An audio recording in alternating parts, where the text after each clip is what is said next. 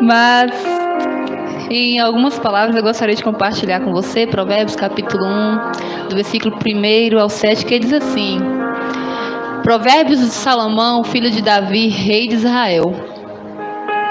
Para se conhecer a sabedoria e a instrução, para se entenderem as palavras da prudência, para se receber a instrução do entendimento, a justiça, o juízo e a equidade, para dar aos simples prudência e aos moços conhecimentos e discernimento.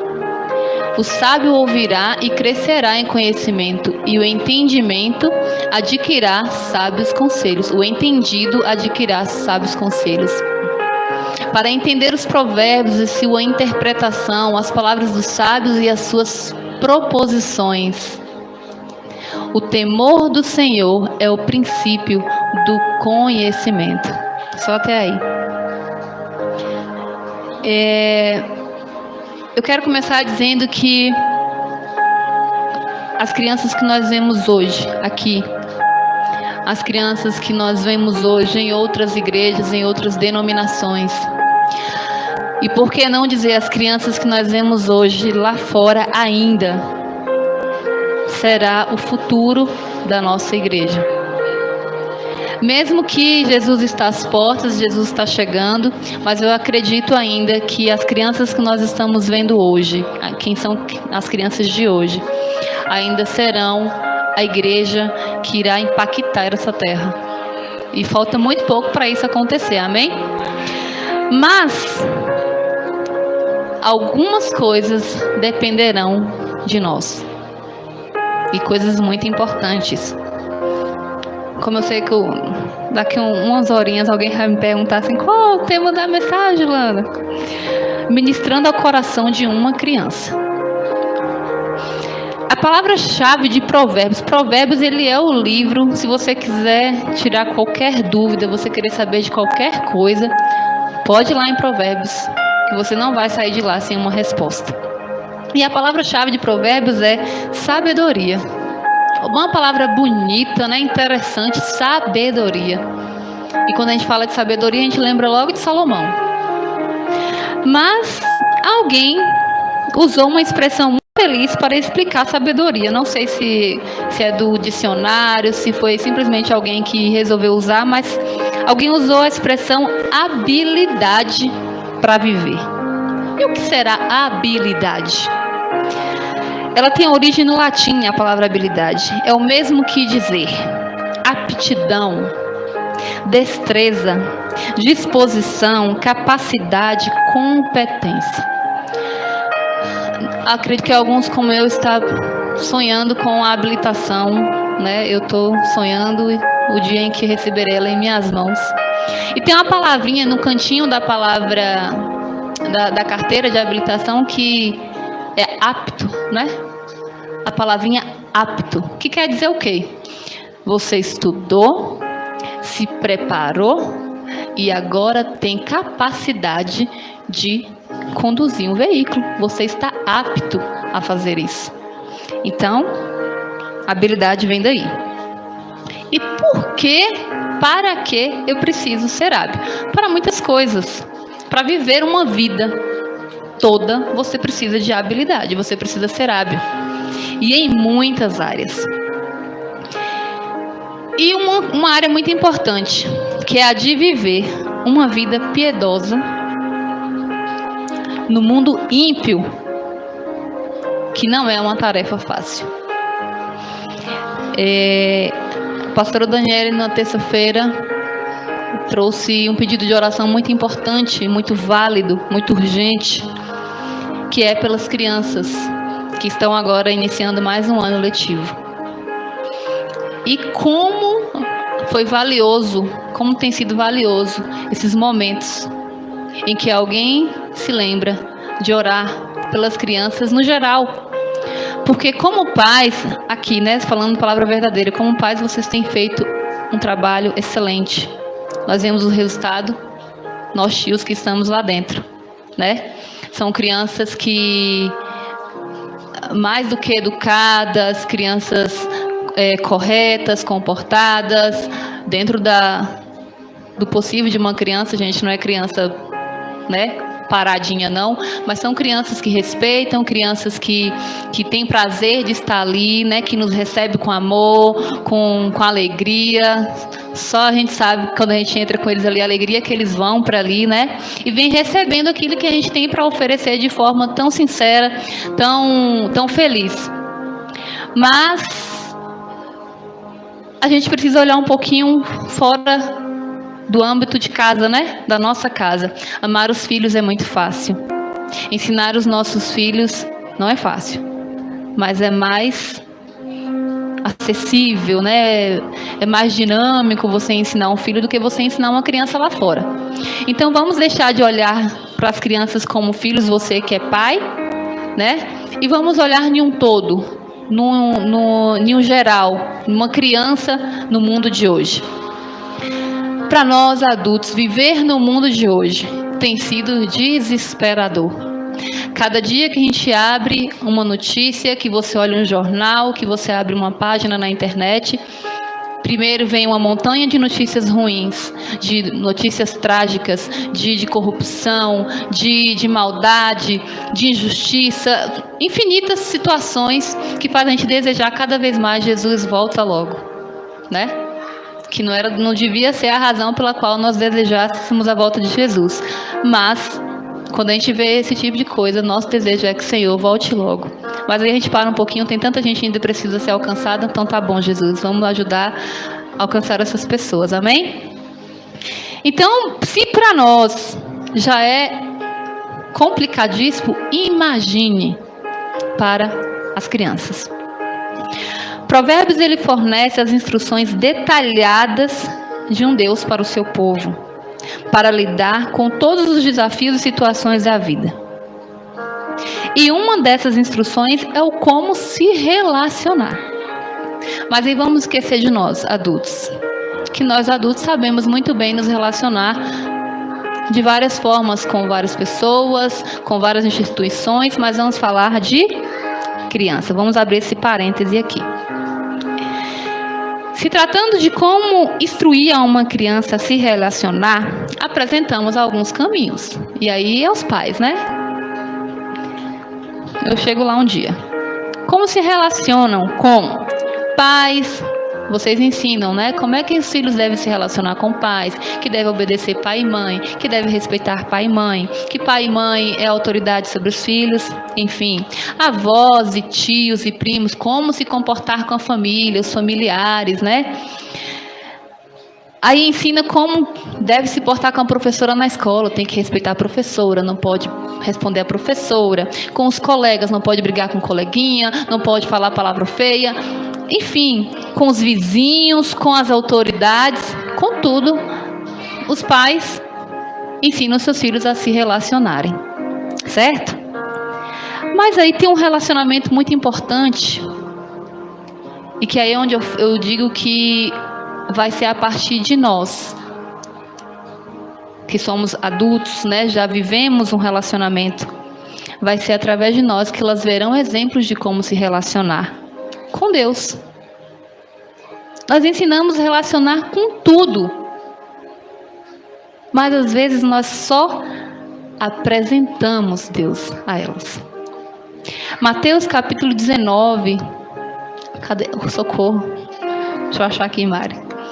Mateus capítulo 19, no versículo 13 e 14. Peraí, gente, deixa eu achar aqui. Diz assim, 13 e 14, do capítulo 19. Foram então trazidas até ele criancinhas, para que sobre elas impusesse as mãos e orasse. Mas os discípulos os repreenderam. Jesus, porém, disse: deixai as criancinhas e não as impeçais de virem a mim, porque de tais é o reino dos céus. Olha que interessante, é delas o reino dos céus. É a partir delas que o Senhor deseja fazer muita coisa e entregar muita coisa. E às vezes nós apresentamos Deus sim para as crianças. Nós falamos sobre Jesus com elas. Mas mais que falar sobre Jesus, nós precisamos apresentar Jesus. Eu me lembro que quando eu era criança, não surtia muito efeito, mas às vezes chegava alguém em casa, né? E aí os pais geralmente apresentavam essas pessoas aos filhos. Porém, se falassem de alguém, logo nós esqueceríamos algumas informações sobre essa pessoa. Se, por exemplo, eu chego na casa do pastor, mas a pastora, ou melhor, o pastor mas a pastora comentam com os filhos: ah, fulano de tal é assim, assim, assim, assim. Eles podem guardar algumas informações naquele momento, mas talvez uma semana depois eles já não lembrem mais de informações a respeito daquela pessoa. Mas se eu chego lá e o pastor e a pastora dizem assim: ó, isso aqui é Ilana é assim, tem tantos anos de idade, mora não sei na onde, a chance deles guardarem mais essas informações é muito maior. E prova disso, eu achei incrível, no primeiro domingo de janeiro, que nós tivemos nosso primeiro culto Kids, eu contei uma história. Nós estávamos falando sobre não mentir. Não sei se todo mundo vai lembrar. Eu falava sobre não mentir, que nós tínhamos que falar a verdade, independente da situação, mesmo que a gente fosse ficar de castigo, mesmo que fosse ficar sem brincar. Lembra, Gu? E aí Gu chegou pra mim domingo agora, a gente falando sobre Jonas, uma coisa nada a ver com a outra, mas eu falando com ele, com o Deise, eu falando assim, que nós não poderíamos desobedecer, nem a papai, nem a mamãe, nem a Deus. E aí Gu soltou do nada, igual a história que você falou, né, tia? Aí eu, que história? Que eu falei, eu fico mais com os grandes. Só que nesse dia tava todo mundo reunido, foi você que estava comigo. E aí eu falei, que história? E aí ele soltou uma frase da história que eu tinha contado, que eu fiquei assim, meu Deus, não acredito nisso. E eu falei, é isso mesmo, Gu, muito bem. A gente às vezes está achando que eles não estão nem aí para o que a gente está falando. Às vezes a gente está achando que eles não estão guardando nenhuma informação. Mas talvez se tia Cida tivesse contado a minha história para eles ali, de alguma forma, talvez ele não tivesse guardado essa informação. Mas eu contei a minha história. Eu estava lá, então ele guardou aquela informação e eu estou até agora abismada com essa informação que ele guardou. Eu vou deixar vocês na curiosidade, é só para as crianças. Mas ficou guardado ali. Mas o que contar uma história, quem viveu a história contou e ele guardou essa informação. Então, mais do que falar de Jesus, você precisa apresentar Jesus de forma que eles consigam reconhecer Jesus. Mas o que compartilhar histórias, como eu falei, é viver histórias. Nós temos uma facilidade de contar as histórias de Jesus através da Bíblia, através dos evangelhos, que são ricos em histórias. Mas você já experimentou contar a sua história para eles? De o que Jesus fez na sua vida? Quem é Jesus para você? O que Jesus está fazendo neste momento? O que nós falamos muito para nós adultos, né, que melhor do que testemunhar o testemunho de outras pessoas é contar os nossos próprios testemunhos. E melhor do que eles ouvirem a história de Jesus de 2000 anos atrás, é eles ouvirem histórias, viverem histórias agora. Mas do que incentivá-los a ler a Bíblia, a orar, inclusive as crianças daqui estão de parabéns, nós estamos ficando assim sem opção de perguntar lá na salinha, né? Nós estamos assim quase ficando, né? Vamos começar a estudar, tios e tias, porque o negócio está ficando difícil lá. Inclusive tem hora que eles me aparecem com perguntas que depois a gente vai dar a resposta, né, Gabriel? Gabriel é mestre de perguntar coisas que às vezes a gente, nossa, eu não sei sobre isso, mas eu vou pesquisar. Enfim, isso é bom, isso é maravilhoso, gente. Porque, infelizmente, nós estamos vivendo uma época que muitas crianças ainda não tiveram nem acesso à Bíblia. não tem em casa uma Bíblia, ou se tiver, não sabem nem que é uma Bíblia. Né? E a gente louva o Senhor pela forma que as crianças aqui estão sendo conduzidas. Mas mais do que incentivá-los a ler, a orar e a adorar e a cultuar, fazer junto. Eu me lembro muito, né, dos momentos em que, quando eu era criança, os meus pais, às vezes era mais minha mãe. Meu pai trabalhava muito à noite e às vezes ela dobrava os joelhos para orar junto com a gente, já tudo grande, né? Mas se ela deixasse sozinha, era capaz da gente dizer: oh, Deus abençoe os meus pecados, amém. Então ela sempre está lá para ficar de olho.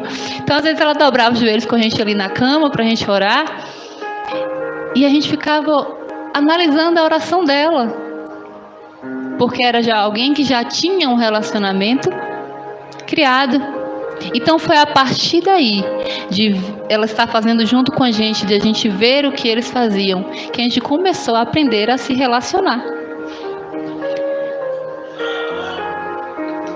E até quando? Vai ser sempre assim? Não.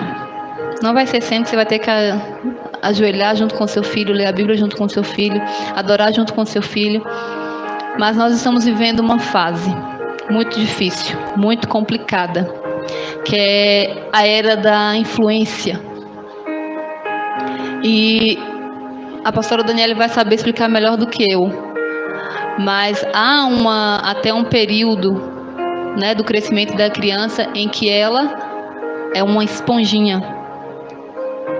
Então, tudo que for apresentado a ela, ela vai absorver. Até os 7, nossa, é muito. Achei que era menos, é muito. São 7 anos de esponjinha.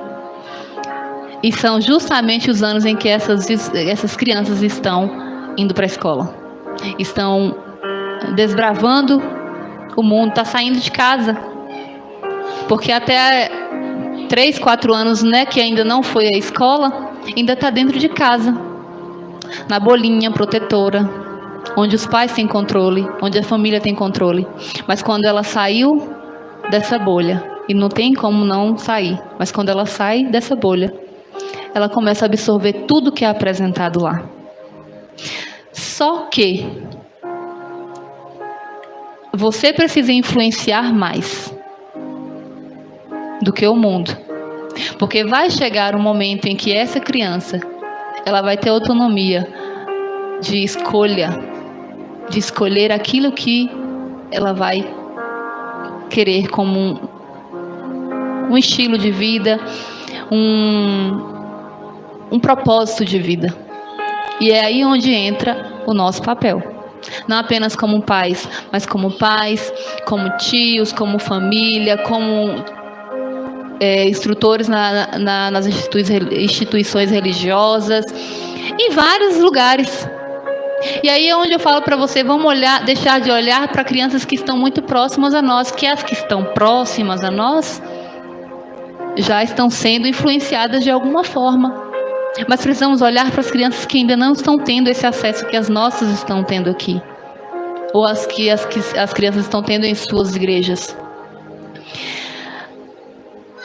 E o coração dessa criança, você precisa comprar briga, né? É uma briga que você precisa comprar, até que o coração dessa criança seja alcançado de forma que ela consiga entender quem é Jesus. Porque saber é uma coisa, entender é diferente. E ela tenha aprendido a se relacionar com ele de forma espontânea. Porque é muito fácil você pedir uma criança: vem cá, fulano de tal, ajoelha aqui, nós vamos orar. Ela vai vir e ela vai orar junto com você. Vai ser comum, enquanto o louvor está acontecendo aqui, às vezes eu vejo algum pai, né, incentivar os meninos a levantar, a adorarem, a louvar. Você precisa fazer isso, é importante. Até que ponto? Até o momento em que elas vão fazer, por desejar fazer. Porque elas entenderam quem é Jesus. Porque elas reconheceram quem é Jesus. E porque elas estão vivendo um relacionamento com Jesus. Como é para nós adultos uma guerra diária? Todos os dias é uma guerra diária. De orar, de ler a Bíblia, de jejuar, de nos derramar diante de Deus. É uma briga diária. Se você não fazer um propósito de vou fazer independente do que aconteça, você não faz. Isso é fato. Agora imagine aí para uma criança. Em muitos momentos na nossa caminhada nós precisamos de alguém para pegar as nossas mãos e nos ajudar a caminhar. Com a criança não é diferente. Ainda mais porque é aonde o inimigo mais está atacando. Ele não está só rondando, ele está atacando. Eu estive na feira domingo e a quantidade de adolescentes que passou unicamente na barraca que eu estava para pedir ajuda. A dona da barraca começou a chorar, porque só o tempo que eu fiquei ali, 4 jovens passaram ali pedindo ajuda. E aí a gente se pergunta o que está acontecendo com essa nova geração. Então o inimigo está atacando de inúmeras formas, e ataque pesado. Então não é diferente para uma criança. Se nós adultos passamos por guerras espirituais, crianças também enfrentam guerras espirituais. E vai precisar eu e você olhar para essas crianças. Não só as que estão perto de nós, as que estão perto de nós, nós cremos e profetizamos que elas continuarão nos caminhos do Senhor e se tornarão servos ativos no reino de Deus, crianças cheias do poder de Deus, crianças úteis no reino de Deus. Nós cremos nisso. Mas eu quero convidar você, e eu já vou, meu Jesus, eu quero fazer um convite a você, que poderá ter a oportunidade de acessar qualquer criança lá fora. Qualquer criança lá fora. Não deixe de continuar fazendo pelos seus filhos, pelos seus parentes, pelos seus sobrinhos, enfim. Até amigos, né? Não deixe de fazer. Mas eu quero convidar você, em um âmbito geral, a olhar para uma criança com um amor sincero.